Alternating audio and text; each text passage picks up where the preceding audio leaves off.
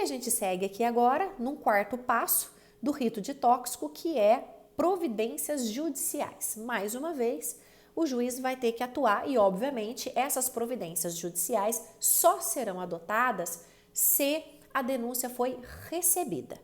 Então, o juiz, tendo decidido pelo recebimento da denúncia, ele segue aí com algumas providências judiciais, que é um grande tópico que a gente vai destrinchá-lo.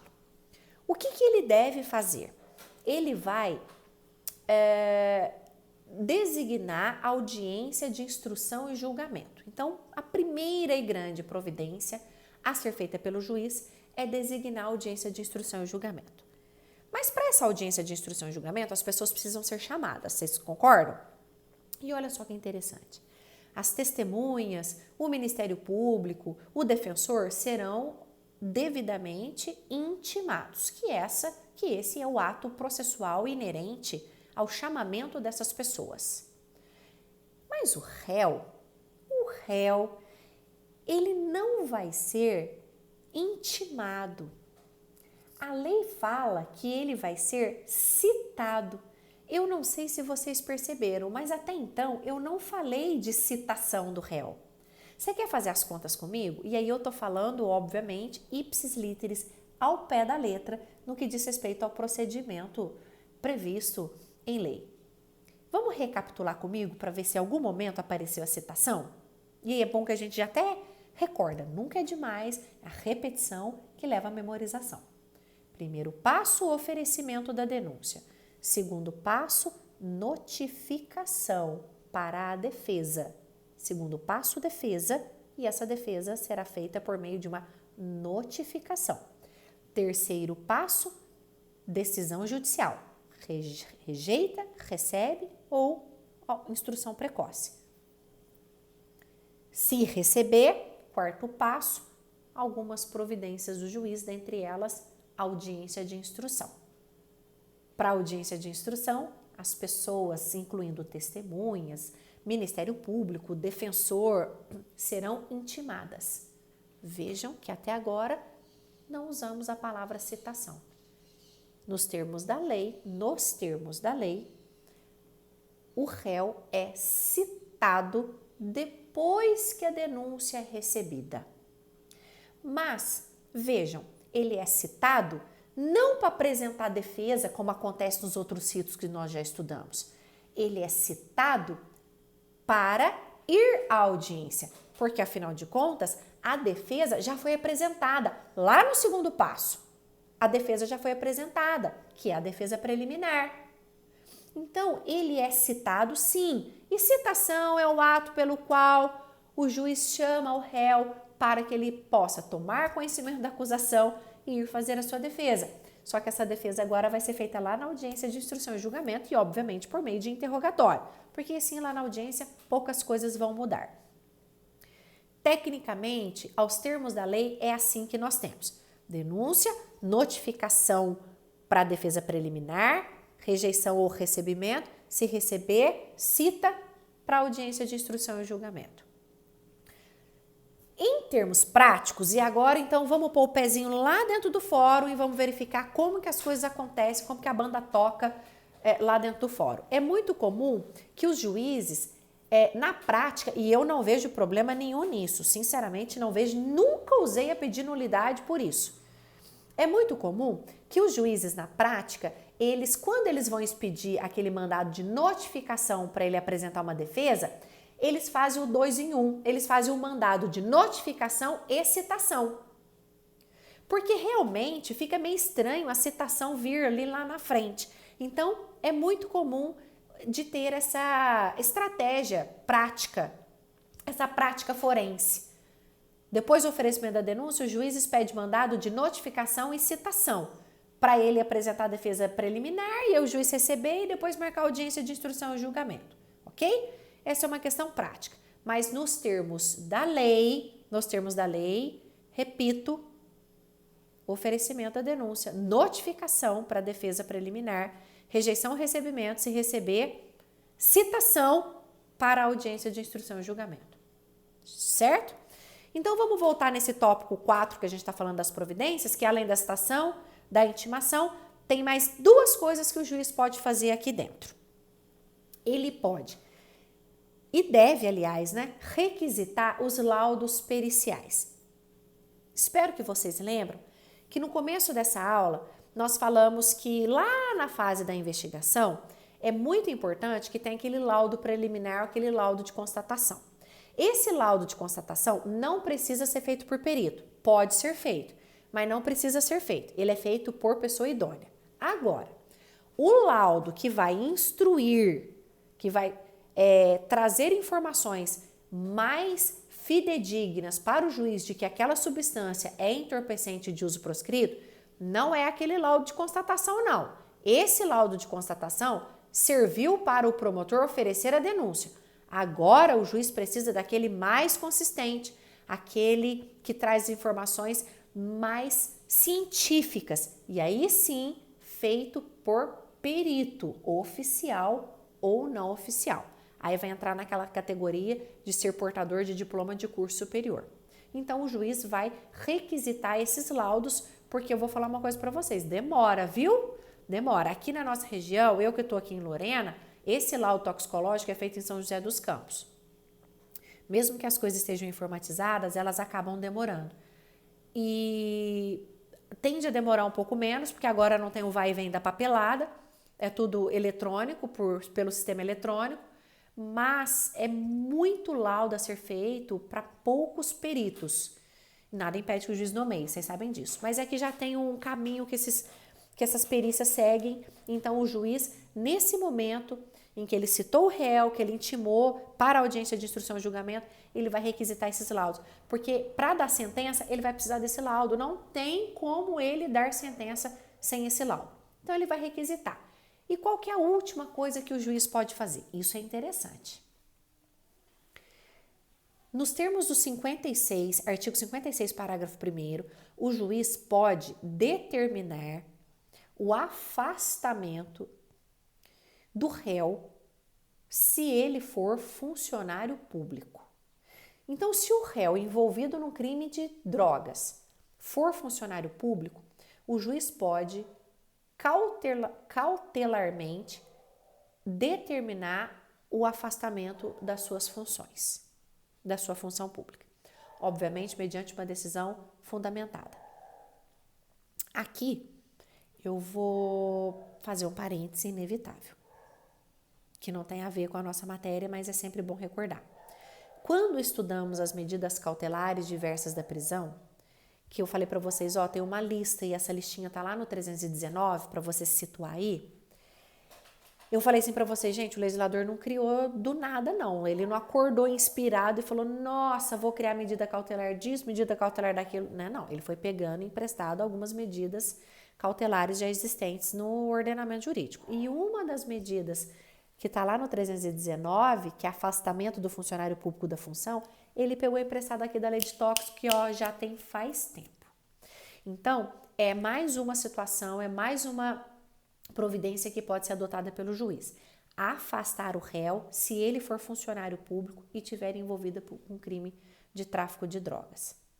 É claro que deve ser sempre analisado os casos em particular. A acusação tem que recair sobre o crime de tráfico de drogas, tem que responder pelo crime de tráfico, então a acusação tem que ser precisa, a decisão do juiz tem que ser fundamentada. E é claro, toda medida cautelar, ela visa assegurar alguma coisa. Então, o juiz deve explicar de que forma a presença dele ali no setor público poderia comprometer não só o processo, mas como comprometer também a própria tranquilidade, a própria saúde pública mesmo. Porque ele poderia, por exemplo, estar vendendo droga lá no seu setor, lá no seu departamento. E, obviamente, então, o juiz vai afastá-lo das suas funções. Por isso que a decisão tem que ser fundamentada. A decisão do juiz não pode ser assim, está sendo processado por tráfico, ele é funcionário público, vou afastar ele das funções dele. Não. Ele tem que explicar por que é preciso afastar das funções públicas. Não deixa de ser a imposição de uma medida cautelar diversa da prisão. E se é assim, ela tem que ser pautada naqueles requisitos da necessidade e da adequação que a gente já estudou, ok?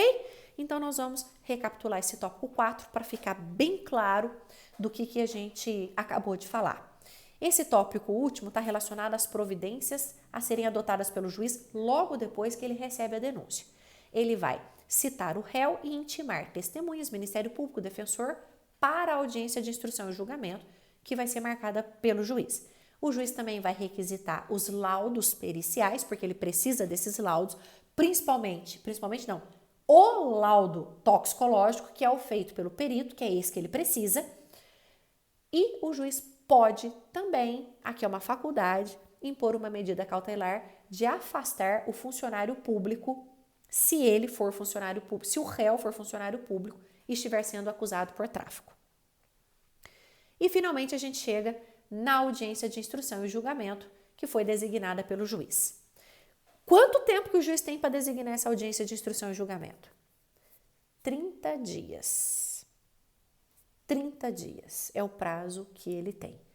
E aqui nós temos 30 dias a contar do recebimento da denúncia. A contar do recebimento da denúncia. Afinal de contas, no recebimento da denúncia, quando o juiz já recebeu a denúncia, já passou a fase de apresentar a defesa. Sabe aquela enrolação que poderia ter com a defesa? Não vai ter. Então, aqui a gente tem um marco mais preciso a ser contado no que diz respeito ao prazo da IJ. 30 dias. Esse prazo pode ser triplicado. Vocês imaginam quanto que esse prazo pode ser triplicado? Eu acredito que muitos de vocês podem estar falando assim, se ele estiver preso. Mexer em prazos, está preso ou está solto, normalmente é uma característica a ser adotada, é uma estratégia a ser adotada lá no inquérito policial, tá?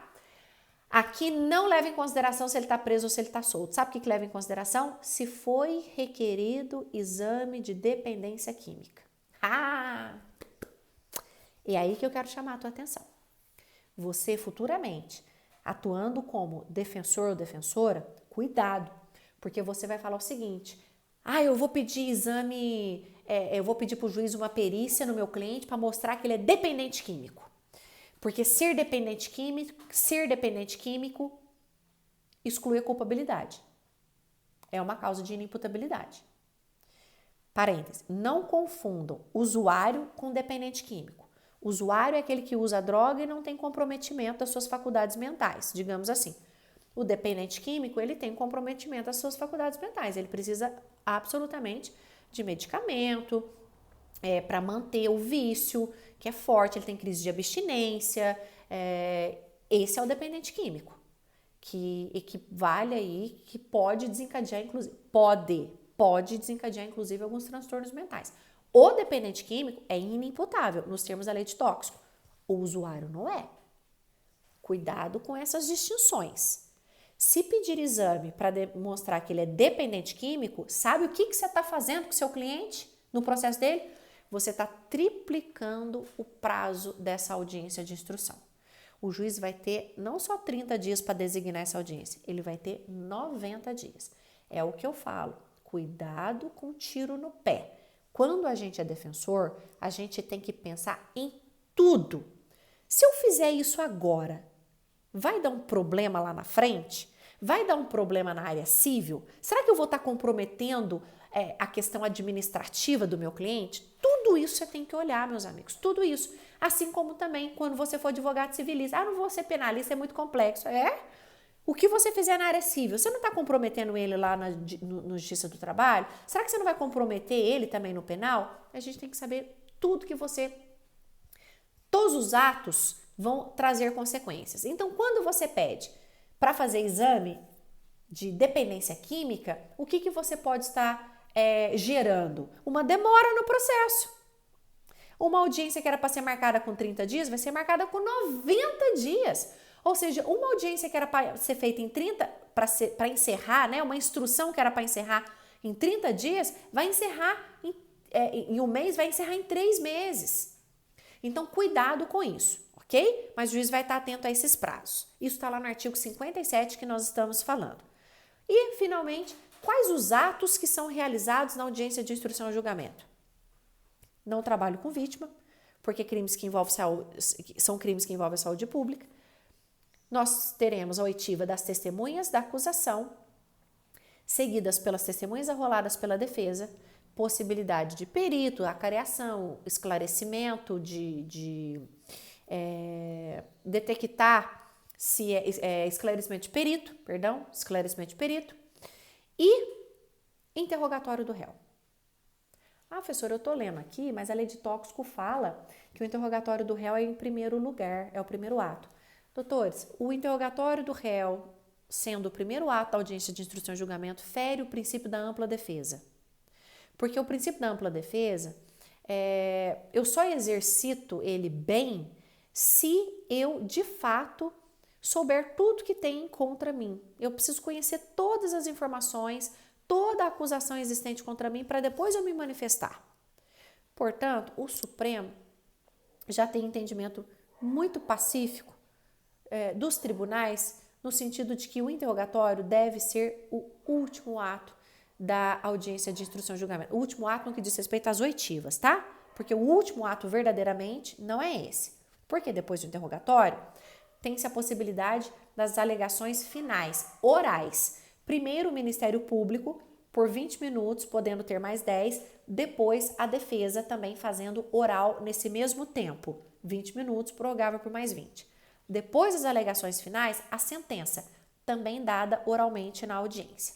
É claro que, se não for possível as alegações serem orais, serão por escrito, chamados memoriais de defesa. Aí eu vou aplicar analogicamente o 403, parágrafo 3º do CPP. Sem problema nenhum, serão por escrito posteriormente, num prazo de 5 dias. 5 dias para o Ministério Público e 5 dias para os defensores. E também, obviamente, não sendo possível o juiz dar a sua sentença oralmente na audiência, ele tem um prazo de 10 dias para para prolatar essa sentença. Vale aqui pontuar duas coisas para a gente encerrar. A primeira, prestem atenção que eu não mencionei a possibilidade de requerimento de diligências na audiência de instrução e julgamento, que, aliás, isso é algo muito peculiar do procedimento ordinário. Não cabe nem no sumário, nem no sumaríssimo e nem aqui no rito especial de tóxico. E a segunda característica a ser dita para os senhores, segundo ponto importante, é que, apesar de ser um rito especial, nós sempre temos a possibilidade de aplicar subsidiariamente as disposições do Código de Processo Penal. Aquilo que for, em termos de lacuna, aquilo que for omisso, eu vou me socorrer ao Código de Processo Penal. E aqui eu fecho esse procedimento especial com tóxico, trazendo para vocês algo extremamente importante e que acaba passando despercebido. Doutores, a lei de tóxico não fala da possibilidade da absolvição sumária depois do recebimento da denúncia. Só que eu peço para você anotar e já agora, se possível, olhar o parágrafo 4º do artigo 394 do CPP, que fala que a absolvição sumária, dentre outras coisas que não nos interessa falar agora, a absolvição sumária é um instituto a ser aplicado em todos os benefícios. A absolvição sumária é uma etapa obrigatória em todos os procedimentos. Perdão, acho que eu falei benefício, nada a ver. Em todos os procedimentos. A absolvição sumária tem que ser aplicada em todos os ritos. Mas o rito não fala que tem que ser aplicado. Mas o parágrafo 4º do 394 do CPP fala que tem que ser. Mas então onde que eu encaixo a absolvição sumária? Ela sempre virá depois que o juiz receber a denúncia. Sempre, sempre, sempre, sempre. Então, se fosse para a gente voltar aqui no rito de tóxico, ficaria assim para a gente já encerrar. Oferece denúncia, notifica o acusado para apresentar a defesa preliminar, o juiz vai rejeitar ou receber essa denúncia. Se ele tiver dúvida, ele marca uma instruçãozinha precoce. Se ele receber, ele vai ter a chance de absolver sumariamente ou não. Não sendo o caso de absolvição sumária nos termos do 397, que é o que possibilita, né, que são as hipóteses de absolvição sumária, não sendo o caso de absolvição sumária, o juiz vai citar o réu, as testemunhas, para a audiência de instrução e julgamento. Claro, sem prejuízo de requisição de laudos, afastamento do funcionário público. Sempre tenta fazer essa ordem cronológica dos ritos que vai te facilitar bastante. Tudo bem? Lembrem que qualquer dúvida que você tiver a qualquer momento, você me chama no chat. E eu quero que seja no chat, porque a sua dúvida pode ser dos outros colegas também. Tenham uma abençoada quinta-feira, porque sexta-feira a gente está de volta e aí sim eu vou desejar um excelente final de semana. Por enquanto, eu desejo um bom dia para vocês e até amanhã. Um beijo!